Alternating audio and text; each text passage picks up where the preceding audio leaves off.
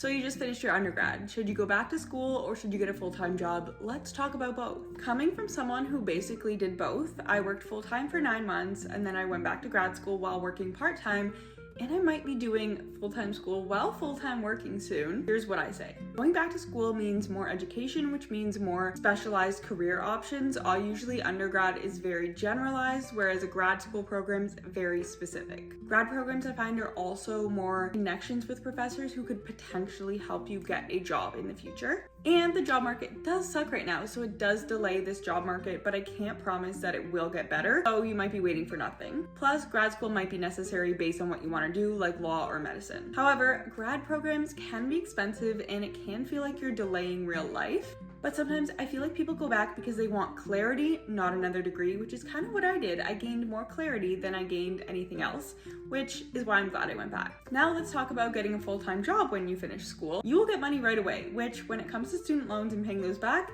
that is very important, especially if you took a lot of loans in your undergrad. You also gain real world experience, and honestly, you learn a lot more working a job than you did in school. You'll also figure out what you do and don't like. Working full-time 9 to 5 at a desk job for 9 months made me realize I need a job that involves more movement than sitting at a desk. But when you do this, you might feel stuck or unqualified because you don't have all the education you might require. And it is harder to go back to school once you're comfortable. I felt like 9 months was the perfect amount of time for me. But experience does teach you things that school never will. So here's 3 questions you need to ask yourself.